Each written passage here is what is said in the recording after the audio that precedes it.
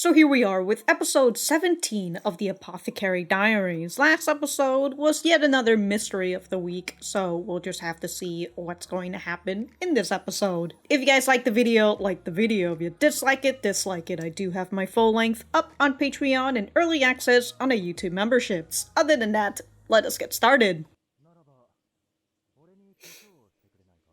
Alright, just continuing on with this. Alright.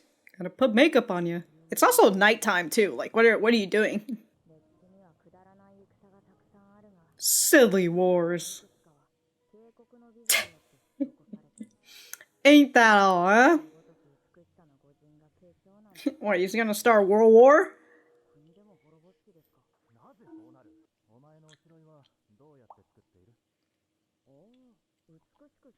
He wants to be less beautiful. Of course. He doesn't need makeup, he's already a beautiful man.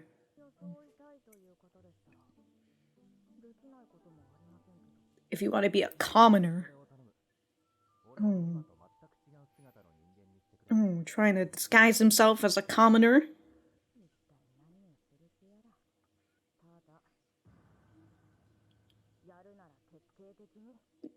Oh, hell yeah. So a jaunt around town, just him wanting to be in disguise going around. Look at him, his beauty peaking at 100.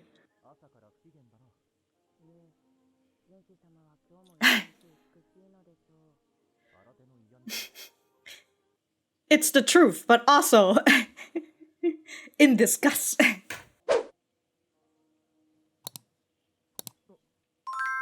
Looking at the skin color? Or? Oh dear. Ah. Sniffing him out and everything. You gotta smell bad, dude.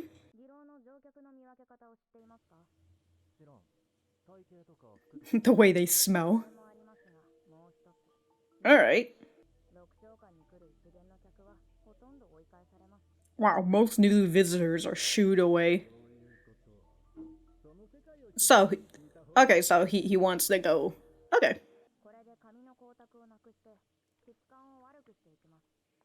Oh, his hair is, even his hair is too good. Gotta rough it up a little. Yes.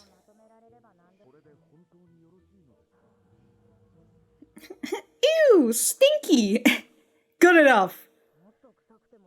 It could be smellier. Hey, yo, that back though. The fuck? Oh, trying to figure out what to do with his muscular physique. Does he gotta be a little chubbier? Oh, he's just a little bit of a fat belly on him. It's like Santa. Hmm?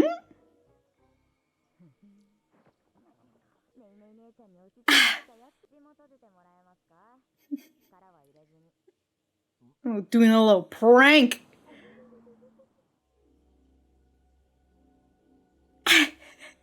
What a beautiful woman.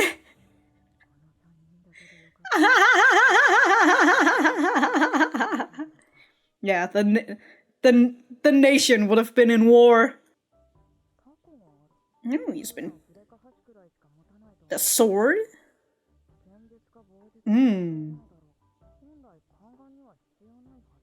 Not something a eunuch usually do. Maybe if you asked those silly questions, you would find more about him, but... In the mouth? Huh. Damn, he's just gonna have cotton in his mouth this whole time? Oh, he's now a pretty commoner, huh? Proud.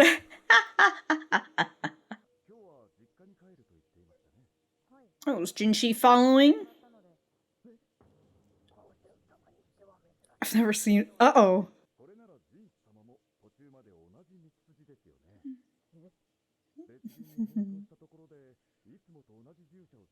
So you gotta accompany him.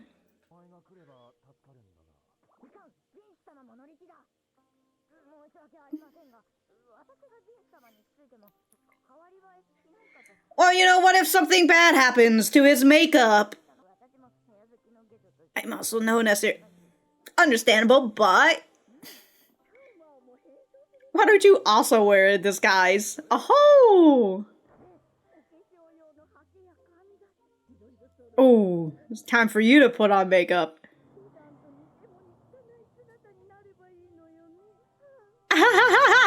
Yo, fucking getting back at you.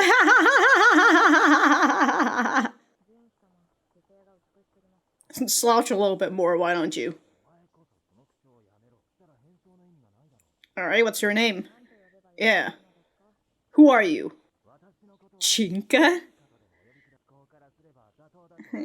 So he's the commoner, she's the royalty? Or, well, the noble? Oh, her daughter? Who's your daughter?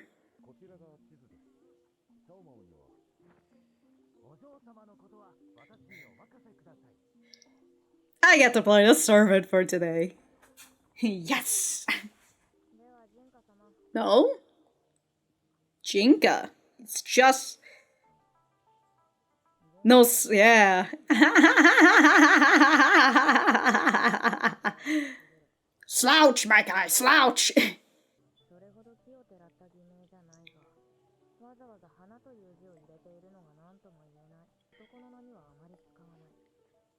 And now Jinka. Yeah, now Jinka just sounds a little bit more feminine. Oh my god, dude! The nation, yeah! Can't maintain peace in our realm. Dudes will be out here starting war because of him. Oh.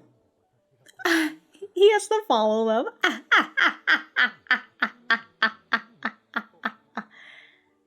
Oh, he's already been seen.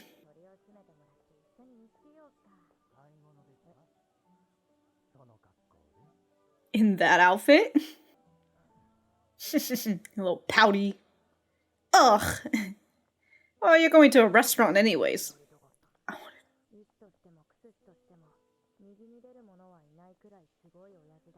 Mm-hmm.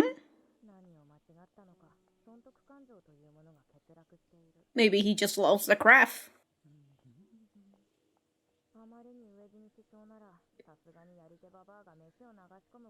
Probably force feed him something.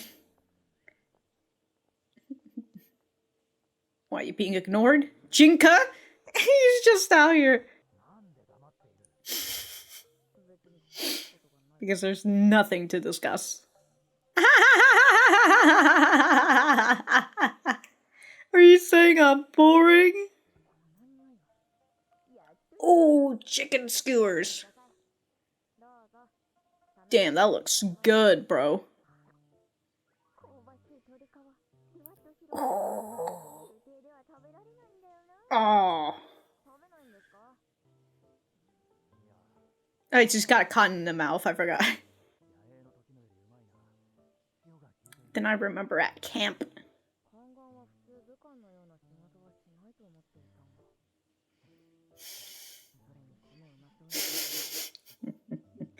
I even boss it's just like, damn, wish I could get some skewers. Surprisingly good suggestion for you.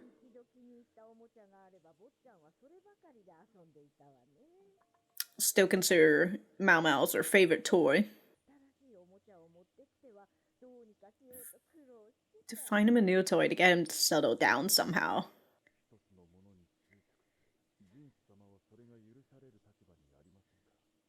It's not a luxury he's allowed to have. Yeah, come on now, my guy. Well, I mean, she does want to go home. For her dad and everything. Oh, it's being with me? Is life at the palace so bad? Alright. Oh my god, this guy got 3 skewers! Did you expect you to care about anything else?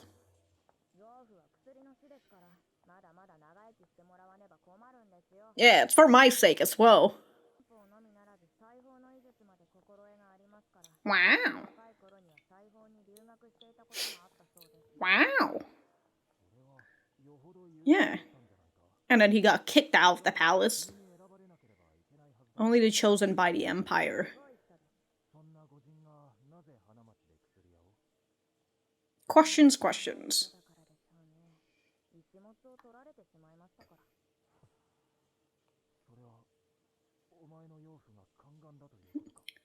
Yeah, it's got a bad knee too. On top of that. How does one decrease the value? Yeah. But he's just going straight out. And you know, she is a person.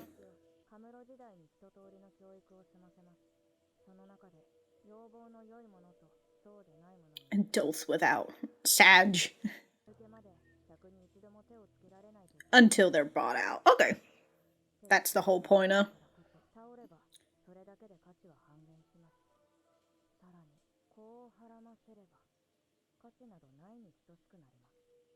Oh my god, is that why Maomao is Alright, are we going up to like another level of just scum for this? What? Holy smack. Alright, it's gonna be the preview next episode. Of course, the first part of the preview is that man, whose name I currently cannot remember. But, honestly, I just really want to write only, like, specific notes, not really big, long notes for this episode, because, you know, it's just a jaunt around town, and we get to hear some fucking breaking news out here, but, I'll write that down, and we'll be right back to the center. Okay. Okay. So the girls take the most important lessons while working as servants, and then they're separated as beautiful and not beautiful. And then the ones that aren't beautiful, they're the prostitutes. So they immediately take on customers to sell their body because they're not beautiful. But the ones that are beautiful, they get a higher education, right? They get a higher education and their prices go up and up. And at that point, you get a top-ranking courtesan who costs a year's salary. Some retain their chastity until the day they're brought out, but the purity within them gives them top value. Their value comes from their purity, and so if you wanna decrease the value, then you gotta take that purity that has the value, and then if you are El Prego, then that value just immediately goes to zero because, you know, mills, am I right? We don't want that. Alright, so that was episode 17 of the Apothecary Diaries. Let me know what you guys think about it in the comments down below. You know that I always like talking to you guys. For me, I thought that this was a pretty nice episode. As I said, you know, it's just them walking around town, you know, having a nice little haha moments here and there, and we've got to see Jinshi's new disguise, aka Jinka, and all that. So, I was initially thinking that, like, maybe he's going to talk to somebody here in, you know, this commoner place in order to talk about something that's related to the Verdigris house, but maybe it's something else because it was coming from Gaoshin who was talking about it, so it's just a meeting that he's supposed to be going, but then he just happened to ask Maomao since that was the thing that the... Alright, I've forgotten his name yet again. What the hell is his name? Lakan, there you go. Lakan had mentioned, like, hey, maybe you should try asking someone who actually works directly within these places. So Jinshi shoot his shot, and he asked Maomao straight out, what is the ways to decrease the value of a courtesan? And so Maomao talks about one of the biggest ways when it comes to a top courtesan. I kind of already mentioned it, right? The purity is the top value, and if you take that purity, then that halves the value, and then pregnancy puts that value to a big fat zero, because again, who wants mouse, am I right? Especially in this time and age.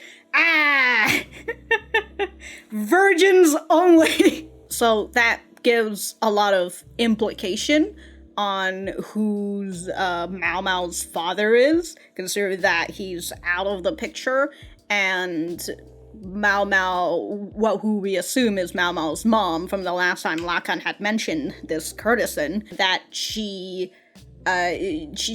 beautiful, it looks like she looks down on you and whatnot, but now she's out of the picture, because she was supposed to be in the pedigree house as well, but she's now out of the picture, and we only have the top 3 courtesan that we know right now. But also, these top 3 courtesans act very much as big sisters of Maomao. So, whether they actually, I would assume they knew Maomao's mom, and now that Maomao's mom has her, Maomao, right? They treat her, they treat her a lot as part of the family and whatnot, because she came from the pedigree house. And also with the way that Maomao talks about how in the beginning, when she talks about how smell is a really big important thing, and because of that, the pedigree house kicks out a lot of new customers, and they're this high prime spot and all that, and especially with the 3 top courtesans who are the most famous of all in the pleasure district. So why is it that Maomao, who is just, she is beautiful and all that, but how is she here in this in the pedigree house in the first place, and why does the old lady take care of her? And again, why do the top 3 courtesans care so much about Maomao in the first place? So possibly it comes from this potential tragedy, potential of an 80%, a 90% potential that Maomao's mom had something happened to her that causes this pregnancy in the first place. Initially thinking about how maybe Lakan, if he's talking about this, right, maybe he had just poisoned her or made her sick or something, because that could also possibly decrease the value, because, who wants to fuck a sick woman? So that, potentially that was the thought, but now we're coming to this idea of pregnancy. It's just alright, dude. But then Lakan mentions that, right? He decreases the value, but then he talks about this courtesan as something that slipped through his fingers. So perhaps even though he managed to decrease their value, I would assume maybe the pedigree house still protected Maomao's mother, and he wasn't able to get her in the end. Who knows? I was thinking maybe Lakan's biggest regret is that he wasn't able to do it. There's potentially that implication that Lakan could be Maomao's father, but then what if he just managed to decrease their value, but then she still got bought out by the other people, because he said that there were 2 other people bidding very high prices and all that, and if her values decrease and they still got her anyways. So yeah, I don't know, but we don't know until we figure out more about that whole spiel. But until then, I'm just gonna go with the assumption that Lakan did some fucked up shit, and that resulted in Maomao. For now, anyways. For now. Ew! Ah! But continue on with that whole mystery, and with the whole Lakan mystery as well, so that's fun. We also had Sweden, who was very happy with the idea of Maomao going with Jinshi, because she was telling Gaoshin, for you, it was a good idea. To which I was just is this a backhand compliment? I don't know, but she very much agreed with that idea, and that's why she was very gung-ho on putting makeup on Maomao, since, Maomao's just oh, don't they know that I'm supposed to be Jinshi's servant? So she's just alright, well, we've gotta put makeup on you. So then you are now this noble woman, and, Jinshi is just the servant and whatnot. So he was very happy about that, and then in the next scene that we saw Suiden, she is taking out all of Jinshi's toys, and she's talking about how, like, all these toys have very wonderful memories along with them, you know, they bring a lot of nostalgia and whatnot. And she tells Gaoshin that she's very happy that Gaoshin worked really hard and managed to find Jinshi's new favorite toy, something that will help him settle down.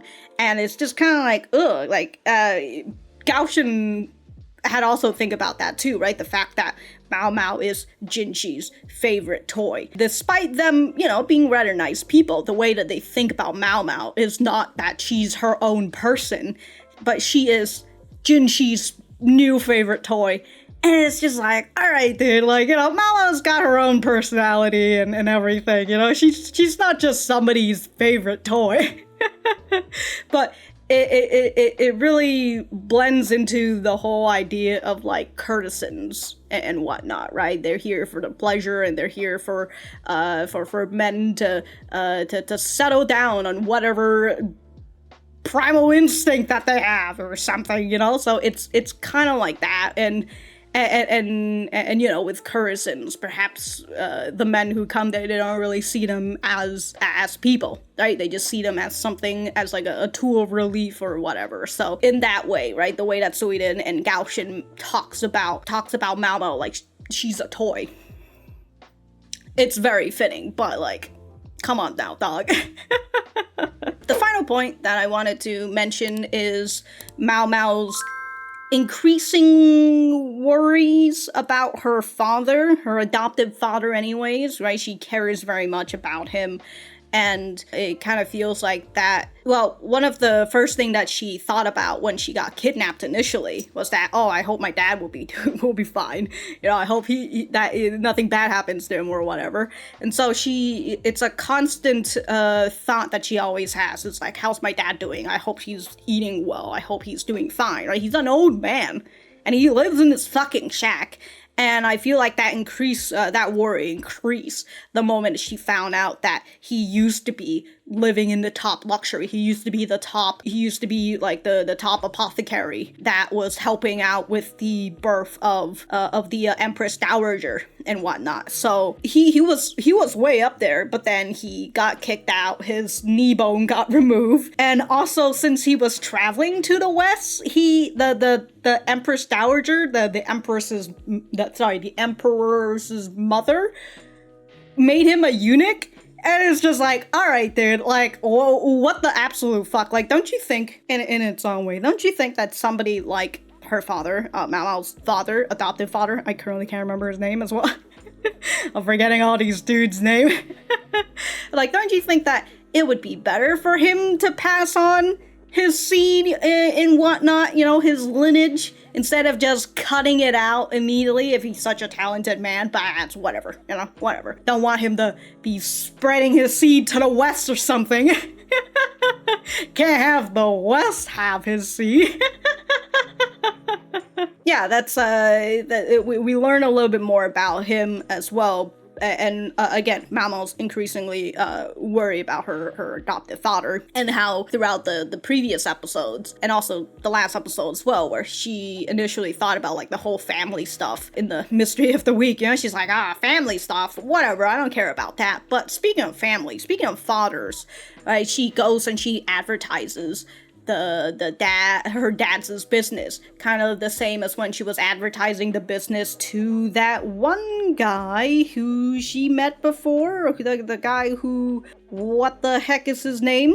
Lee Haku, that's his name, Lee Haku. Yeah, she also advertised her dad's business to Lee Haku as well, right? She's trying her best to get people to come to her dad's place and hopefully, you know, give her more money and whatnot. And also she's frustrated that her dad doesn't really care much about prioritizing his business. He's such a smart man, and yet he's living in this fucking shack because he doesn't really care about getting a good income. He could be getting a good income based on his skills alone, but he doesn't. and it frustrates Maomao. She just wants her dad to do well, but he's just not doing it. And I like that frustration that comes from Maomao, and just anything that's related to family and all that, and the way that she worries about her father is very fun. It's very it's not fun, but it's nice.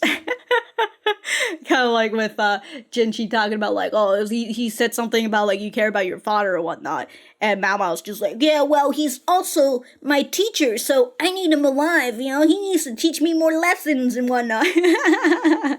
Very fun, very fun. But other than that, don't really have too much else to say about this episode. We'll just have to see if we're going to continue on with this episode, instead of moving on to like some other stuff, whether we're going to see Jinshi talk to this person that he's supposed to meet, and then I would assume we're also going to see Maomao go back because she's supposed to be here at home and stuff, right? And go talk to her dad and the people at the Verdigris house. So I assume we're gonna have a continuation, and until then, we'll just have to wait for next week. If I have anything else to say, I will write it in the description down below. Thank you guys for sticking around, and I will see you guys in the next episode.